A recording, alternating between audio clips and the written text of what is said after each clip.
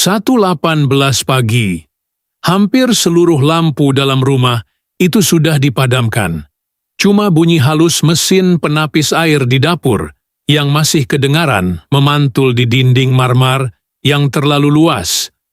Aku berjalan tanpa selipar, melalui lorong panjang yang dipenuhi bingkai gambar lama. Jersey harimau Malaya, medal yang semakin pudar warnanya, potret keluarga yang diambil ketika semua orang masih ketawa tanpa memikirkan apa-apa. Dan untuk beberapa saat, aku berhenti tepat di depan tingkap besar, menghadap kolam renang yang sunyi gelap. Aneh sebenarnya, semakin besar rumah ini, semakin jelas bunyi kesunyian di dalamnya. Ramai orang di luar sana selalu pikir kehidupan bekas pemain bola sepak seperti aku penuh dengan kemewahan yang tidak pernah habis. Menurut beberapa laporan hiburan dan temu bual lama, nilai aset yang aku kumpulkan sepanjang karier dikatakan mencecah jutaan ringgit, rumah besar, beberapa kereta mewah, kontrak iklan, pelaburan hartanah. Semua itu memang pernah menjadi simbol kejayaan yang orang nampak dari jauh. Tapi tak ramai yang benar-benar tahu bagaimana rasanya duduk seorang diri di ruang tamu sebesar dewan kecil pada pukul 1 pagi sambil mendengar penghawa dingin berbunyi seperti angin stadium yang sudah kosong selepas whistle penamat. Aku masih ingat waktu mula-mula masuk ke rumah ini dulu, bau cat baru masih kuat. Anak-anak berlari dari satu bilik ke satu bilik sambil menjerit kegembiraan. Orang datang memuji siling tinggi, tangga besar melengkung, dapur moden dengan lampu keemasan. Mereka kata rumah ini macam hotel 5 bintang. Ada yang kata Zakwan akhirnya hidup macam bintang sebenar. Aku cuma senyum masa itu. Sebab jauh dalam kepala aku tahu rumah sebesar ini bukan dibina hanya dengan duit, tapi dengan bertahun-tahun tubuh diperah di padang, lutut yang pernah bengkak sampai susah turun tangga. Malam-malam selepas latihan, ketika kaki terasa seperti terbakar tapi masih perlu senyum depan kamera. Kadang-kadang bila aku lalu bilik trofi di tingkat atas, aku akan buka lampu perlahan-lahan dan tengok semua kasut bola lama yang masih disusun dalam kotak kaca. Ada lumpur yang tak pernah dibersihkan sepenuhnya. Ada rumput kering yang masih melekat di tapak kasut. Benda kecil macam itu lebih jujur daripada headline media sosial tentang kehidupan mewah. Orang nampak aku memandu kereta mahal keluar dari pagar otomatik. Tapi mereka tak nampak berapa banyak malam aku duduk diam dalam kereta itu tanpa hidupkan enjin. Hanya kerana belum bersedia masuk semula ke dalam rumah yang terlalu sunyi.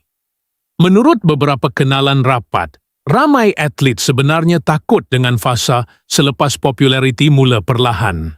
Dan aku rasa aku mula faham kenapa. Dulu setiap minggu nama aku disebut penyokong, telefon tak berhenti berbunyi, jadual penuh, tapi sekarang ada hari-hari tertentu di mana bunyi paling kuat dalam rumah ini hanyalah jam dinding di ruang makan. Kadang-kadang aku berjalan ke dapur pada tengah malam hanya untuk minum air.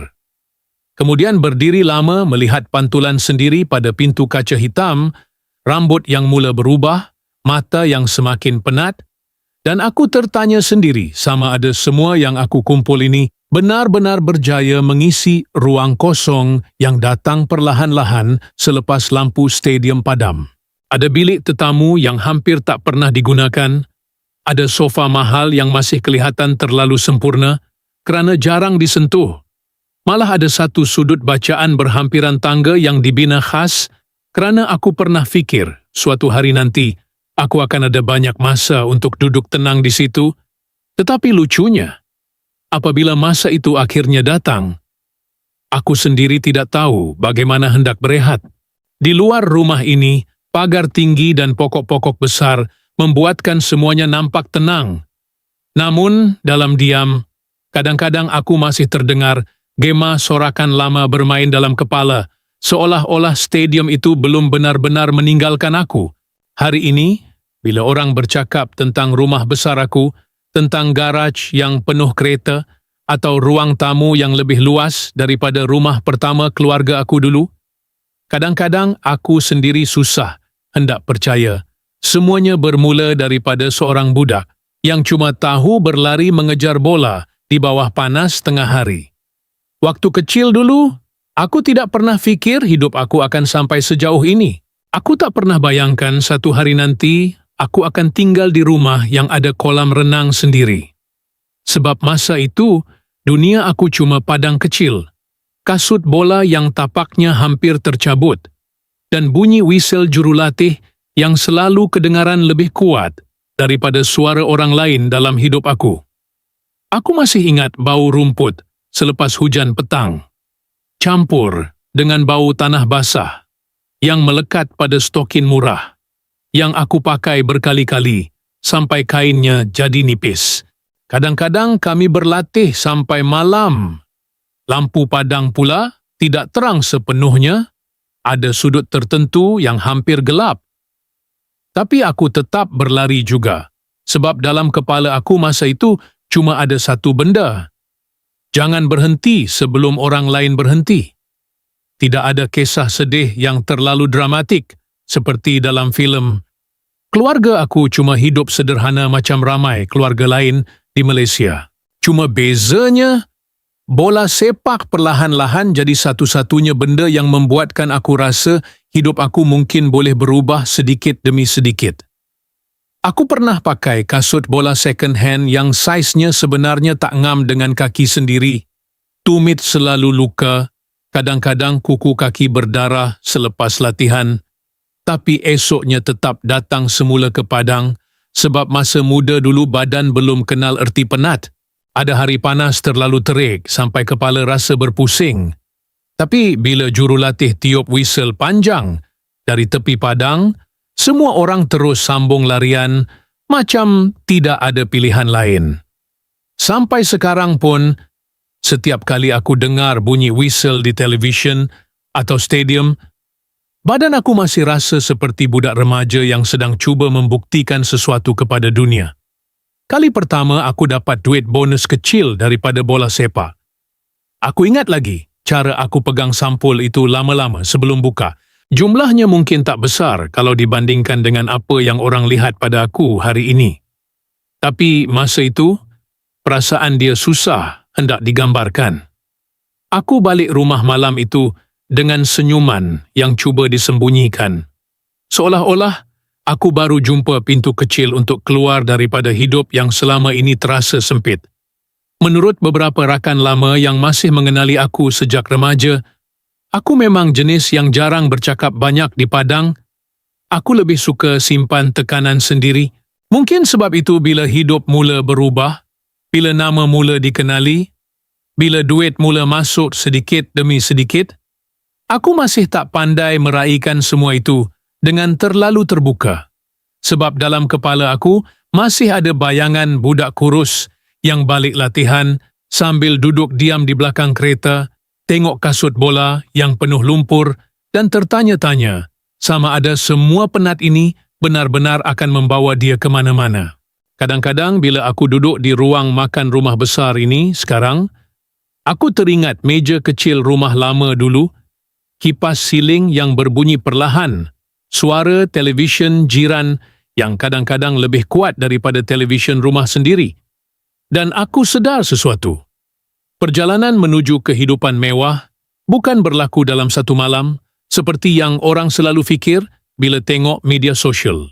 Ia berlaku perlahan-lahan, melalui kecederaan yang orang tak nampak, melalui latihan waktu orang lain sedang tidur, melalui ketakutan kehilangan tempat dalam pasukan, dan melalui banyak malam di mana aku sendiri tak pasti sama ada aku cukup bagus untuk terus bertahan dalam dunia bola sepak profesional.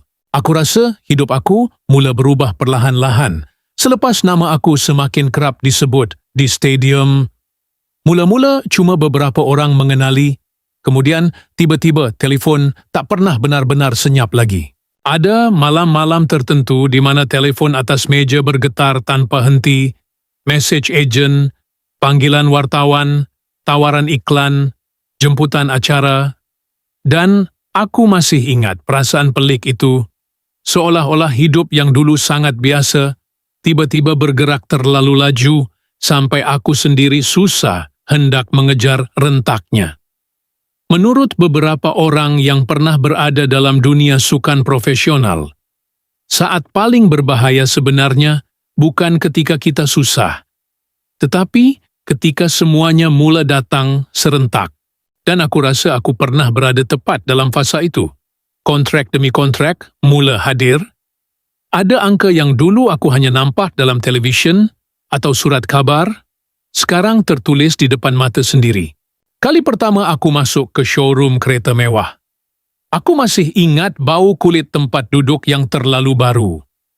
Lampu putih terang yang memantul pada badan kereta hitam berkilat. Juru jual bercakap dengan nada lembut, seperti dia sudah kenal aku lama. Tapi dalam kepala aku waktu itu, cuma ada satu soalan kecil yang tak berhenti bermain. Betul ke ini hidup aku sekarang? Aku duduk di tempat pemandu lama, sebelum hidupkan enjin. Tangan aku pegang stereng perlahan-lahan, seperti takut semuanya hilang. Kalau bergerak terlalu cepat, orang selalu fikir saat-saat begitu penuh kegembiraan. Dan, ya, aku memang bersyukur. Tetapi ada sesuatu yang sukar dijelaskan apabila hidup mula berubah lebih cepat daripada emosi sendiri mampu menyesuaikan diri. Dari luar, semuanya nampak sempurna. Tapi dalam diam, aku mula rasa seperti hidup aku sentiasa diperhatikan. Kalau keluar makan, ada mata memandang dari meja sebelah. Kalau berjalan dalam pusat beli belah, tiba-tiba ada telefon diangkat perlahan-lahan untuk ambil gambar. Pernah satu ketika aku duduk diam dalam kafe dengan topi rendah menutup muka. Namun masih ada orang yang mengenali daripada suara. Masa itu, aku baru sedar, populariti bukan cuma membuat orang mengenali kita, ia juga perlahan-lahan mengambil sebahagian ruang pribadi yang dulu kita anggap biasa. Ada malam selepas perlawanan besar, semua orang fikir pemain bola tidur lena kerana menang. Padahal aku duduk seorang diri dalam bilik hotel, melihat siling sampai hampir subuh. Tekanan mula datang dari banyak arah. Prestasi, media sosial, harapan penyokong, tajuk berita, kecederaan kecil yang boleh jadi besar bila orang mula bercakap. Menurut beberapa laporan sukan ketika itu, nama aku antara pemain yang sering mendapat perhatian media. Tapi apa yang orang tak nampak ialah keletihan mental apabila setiap gerakan terasa seperti sedang dinilai. Aku pernah buka telefon selepas satu perlawanan kurang baik dan membaca beratus komen dalam beberapa minit sahaja. Ada yang menyokong, ada yang menghukum seperti mereka benar-benar mengenali hidup aku. Bunyi notifikasi yang dulu buat aku teruja perlahan-lahan bertukar, menjadi sesuatu yang membuat dada terasa berat. Kali pertama aku tanda tangan dokumen membeli rumah besar ini, tangan aku benar-benar menggigil sedikit. Bukan sebab tak gembira, tetapi kerana aku tahu itu bukan sekadar rumah. Itu simbol bahawa hidup aku sudah berubah sepenuhnya. Aku masih ingat duduk di pejabat ejen hartanah dengan pendingin hawa terlalu sejuk. Pen di tangan terasa berat.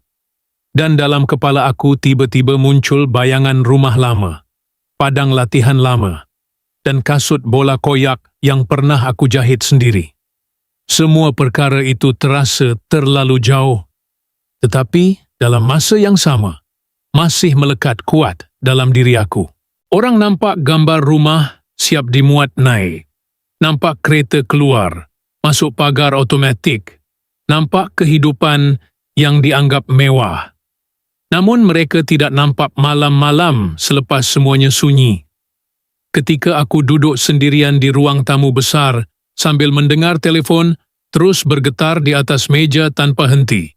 Dan untuk beberapa saat, aku mula tertanya sama ada semakin tinggi seseorang naik, semakin susah juga untuk dia benar-benar merasa tenang. Pintu pagar automatik itu biasanya terbuka perlahan setiap kali kereta aku masuk selepas malam yang panjang. Lampu kecil di sepanjang laluan batu menyala satu demi satu. Pokok-pokok tinggi di kiri kanan bergerak perlahan bila angin malam datang dari arah kolam renang. Dan untuk beberapa saat sebelum enjin dimatikan, aku selalu duduk diam dalam kereta memandang rumah besar itu dari luar seperti seorang tetamu yang belum benar-benar pasti sama ada dia memang layak berada di situ. Menurut beberapa sumber hiburan dan rakan yang pernah datang ke rumah ini, kediaman aku dikatakan dibina dengan konsep moden yang sangat luas dan tenang.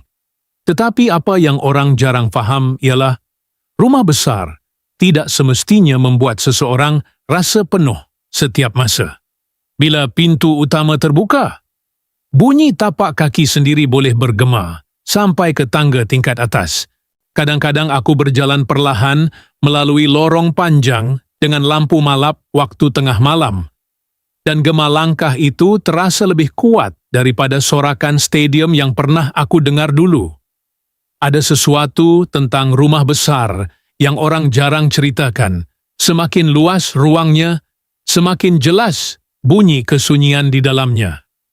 Ruang tamu utama, yang menurut ramai tetamu pernah menjadi tempat berkumpul selepas perlawanan atau acara keluarga, selalunya kembali sunyi selepas semua orang pulang. Kusyen besar masih tersusun cantik. Gelas di atas meja sudah dikemas, tetapi televisyen yang tadi penuh suara kini cuma memantulkan cahaya biru samar pada lantai marmar. Aku pernah duduk seorang diri di sofa itu hampir sejam tanpa membuka apa-apa rancangan. Hanya mendengar bunyi air kolam dari luar tingkap kaca besar. Bunyi itu kecil, tapi pada waktu malam ia boleh terasa sangat jelas. Di tingkat atas pula, ada satu bilik khas yang ramai orang selalu tanya tentang, bilik simpanan jersey dan memorabilia bola sepak.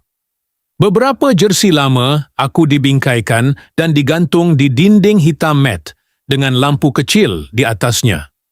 Ada satu jersey yang masih mempunyai kesan lumpur lama pada bahagian lengan. Aku sengaja tidak membersihkannya sepenuhnya. Kadang-kadang bila masuk ke bilik itu, aku rasa seperti sedang melihat hidup orang lain.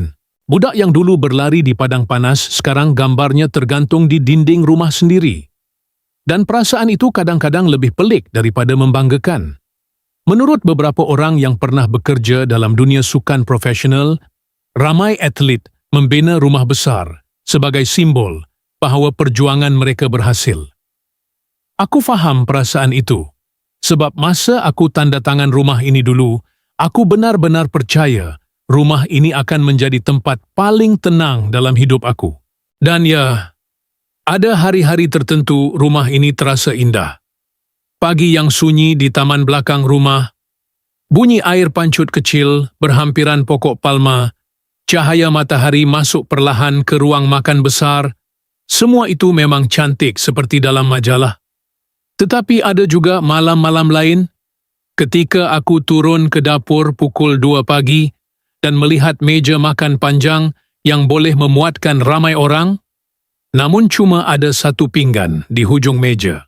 Dalam rumah ini juga ada gym peribadi yang menurut beberapa laporan direka khas supaya aku boleh terus berlatih walaupun tidak berada di kelab. Mesin latihan tersusun rapi. Bau getah lantai gym masih kuat setiap kali pintu dibuka. Dan kadang-kadang aku masuk ke situ hanya untuk duduk diam tanpa bersenam. Sebab ada masa tubuh sebenarnya tidak penat, cuma kepala terlalu penuh. Di bahagian bawah rumah pula, ada ruang tontonan bola sepak dengan sofa gelap dan skrin besar memenuhi dinding. Ironinya, ada malam di mana aku tidak sanggup pun menonton bola sepak walaupun seluruh hidup aku dibina daripada sukan itu. Aku cuma duduk memandang skrin hitam sambil mendengar bunyi pendingin hawa dan notifikasi telefon yang menyala sekejap-sekejap di atas meja. Garaj rumah ini pula sering menjadi perhatian orang luar. Menurut beberapa sumber media sosial dan kenalan rapat, terdapat beberapa kereta mewah yang pernah dilihat keluar masuk dari rumah ini. Aku masih ingat kali pertama semua ruang parkir itu penuh. Aku berdiri lama memandang deretan kereta tersebut tanpa berkata apa-apa. Dulu aku fikir, memiliki semua itu akan membuat aku rasa sampai.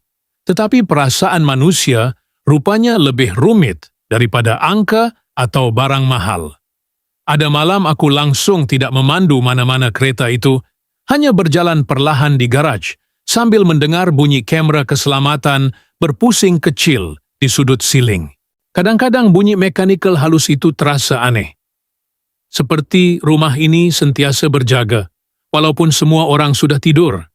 Dan mungkin sebab itulah, ketika berdiri di tepi kolam renang, pada pukul 1 pagi sambil melihat pantulan lampu bergerak di atas air, aku mula faham sesuatu yang ramai orang tidak nampak.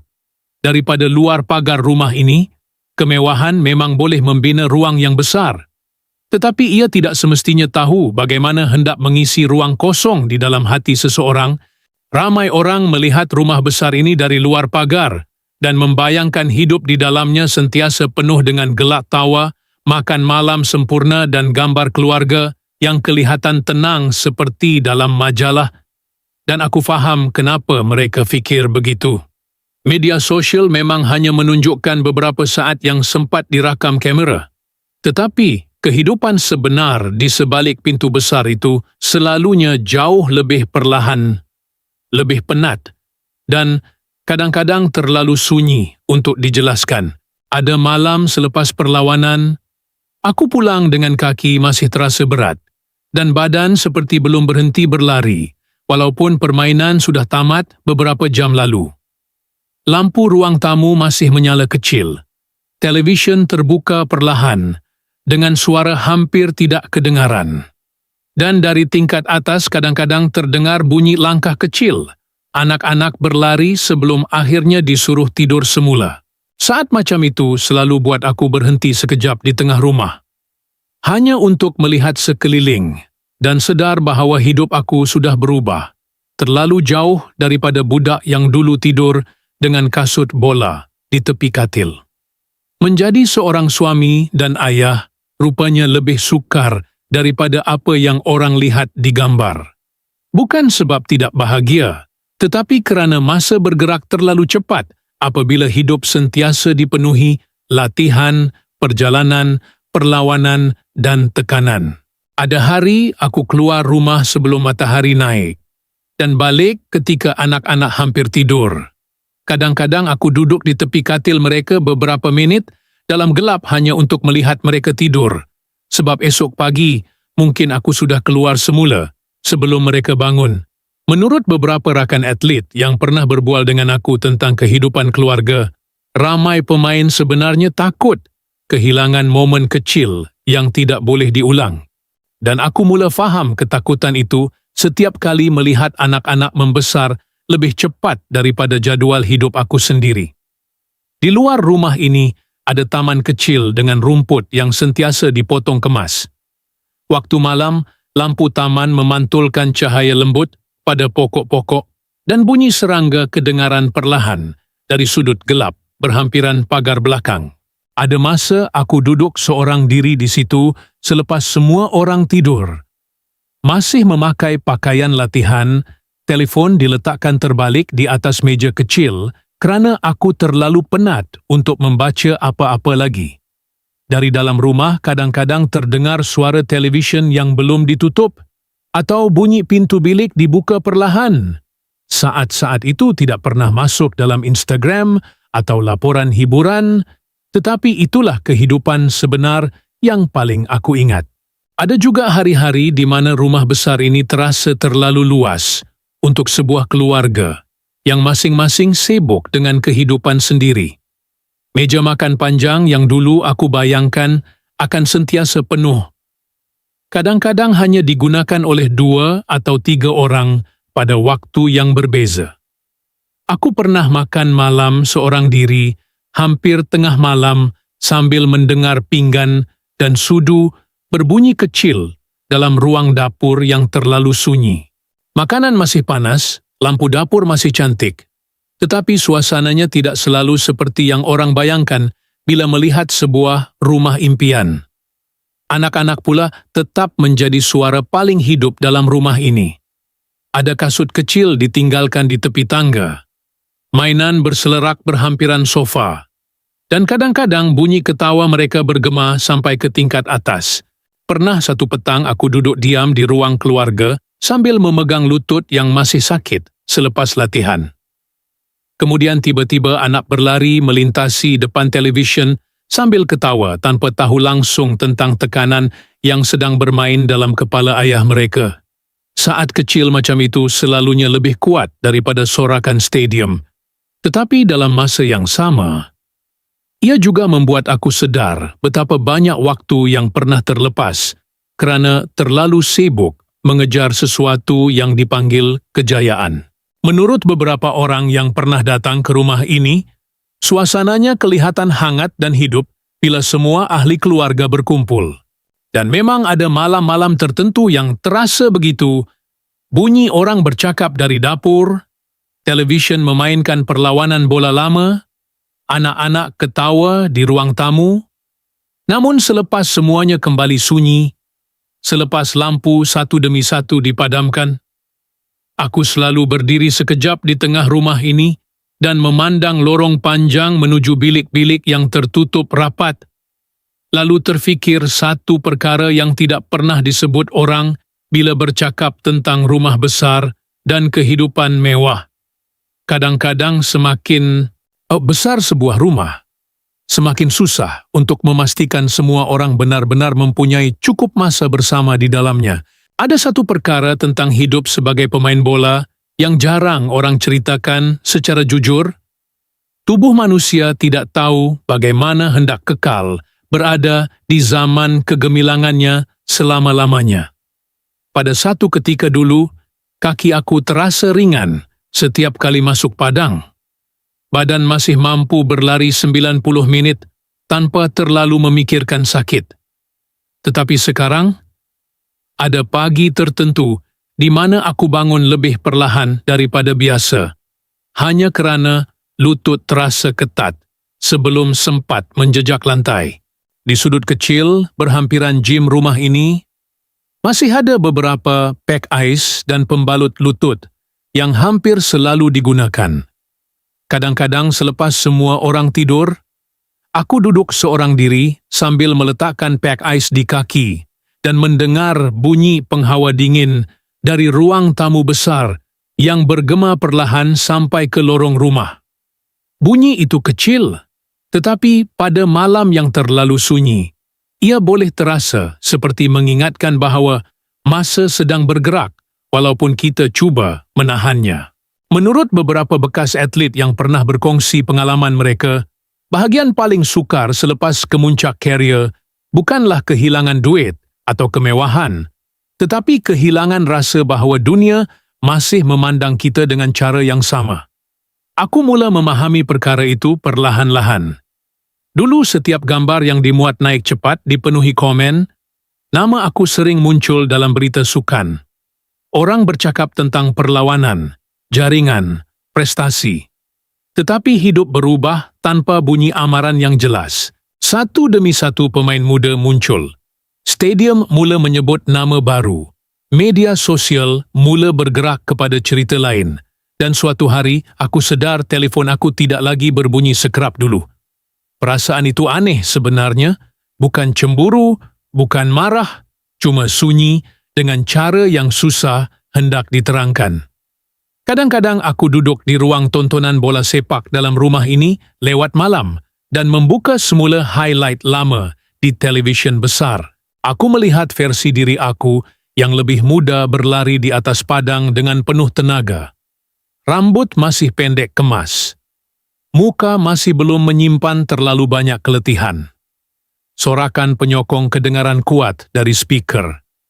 Pengulas menyebut nama aku berkali-kali. Dan untuk beberapa saat, aku hanya duduk diam memandang skrin seperti sedang melihat seseorang yang aku kenal. Tetapi tidak lagi benar-benar sama. Ada malam aku hentikan video itu separuh jalan sebab dada tiba-tiba terasa terlalu berat untuk meneruskannya. Orang selalu fikir rumah besar dan kehidupan mewah boleh melindungi seseorang daripada rasa kehilangan, tetapi hakikatnya ada ruang tertentu dalam diri manusia yang tidak boleh diisi dengan kereta, kolam renang, atau siling tinggi. Aku pernah duduk di tepi kolam rumah ini hampir 1 jam tanpa bercakap apa-apa. Cuma mendengar bunyi air bergerak perlahan dan melihat pantulan cahaya lampu pada permukaan kolam. Dari jauh rumah ini masih nampak indah seperti gambar dalam majalah. Tetapi tidak ada siapa yang melihat seorang bekas pemain bola duduk diam sambil memegang lutut sendiri kerana sakit lama tiba-tiba datang semula selepas cuaca berubah. Menurut beberapa sumber dan rakan rapat yang mengenali kehidupan atlet profesional, ramai pemain sebenarnya takut pada satu perkara yang sama, hari di mana nama mereka tidak lagi disebut seperti dulu. Dan mungkin itulah bahagian yang paling sukar diterima.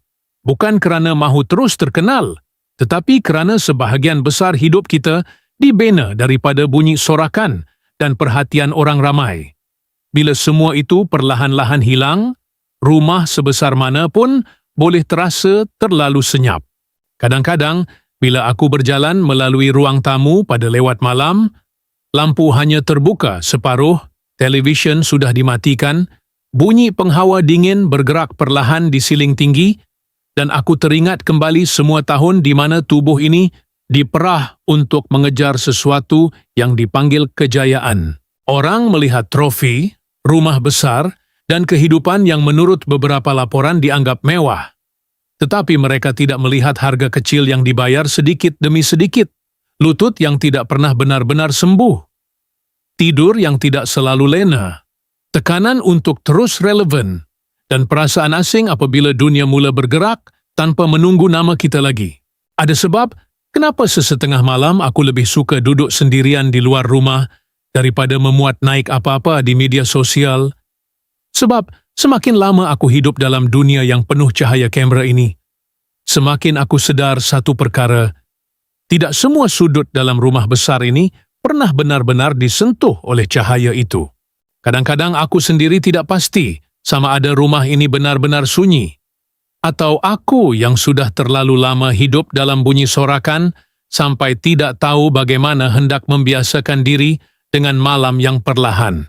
Ada waktu tertentu selepas semua lampu tingkat atas dipadamkan, selepas televisyen berhenti berbunyi, selepas telefon akhirnya tidak lagi bergetar tanpa henti.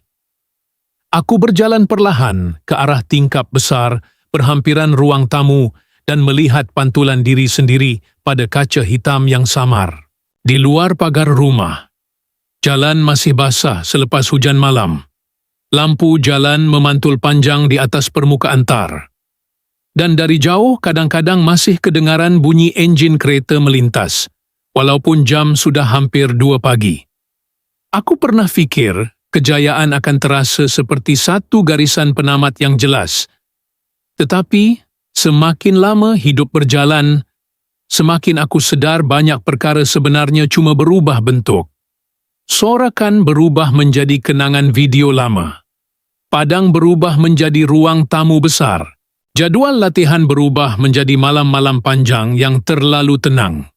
Menurut beberapa orang yang pernah berada lama dalam dunia sukan, fasa paling pelik bukan ketika seseorang sedang berada di puncak, tetapi ketika dia mula belajar hidup tanpa perlu sentiasa dikejar kamera, jadual dan perhatian orang ramai.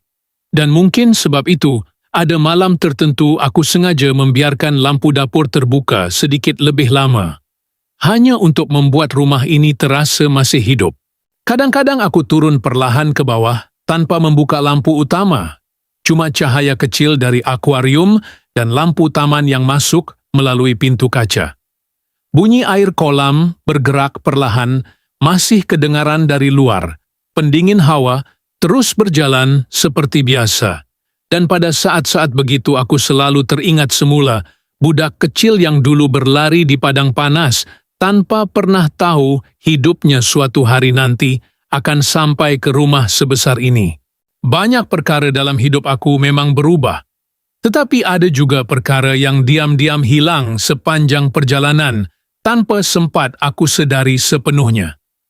Ada malam, aku berdiri lama di depan bingkai jersey lama di dinding, kemudian berjalan semula melalui lorong rumah yang panjang, sambil mendengar gema langkah sendiri perlahan-lahan menghilang. Dan anehnya, selepas semua tahun yang penuh lampu stadium, kamera dan suara penyokong, bunyi yang paling jelas sekarang kadang-kadang hanyalah bunyi rumah ini bernafas dalam diam. Hampir pukul 2 pagi, di sebuah restoran mamak kecil yang masih dibuka di Kuala Lumpur, seorang pekerja muda sedang mengelap meja terakhir sambil sesekali menjeling ke arah televisyen lama yang tergantung di sudut dinding. Siaran ulang perlawanan bola lama masih berjalan tanpa suara kuat. Di luar kedai, beberapa motosikal berhenti sekejap sebelum menyambung perjalanan semula. Di jalan yang masih berkilat terkena hujan, seorang pemandu e-hailing menguap sambil memeriksa telefonnya, dan jauh di suatu kawasan yang dipenuhi pagar tinggi serta lampu taman yang belum dipadamkan, mungkin masih ada sebuah rumah besar yang belum benar-benar tidur.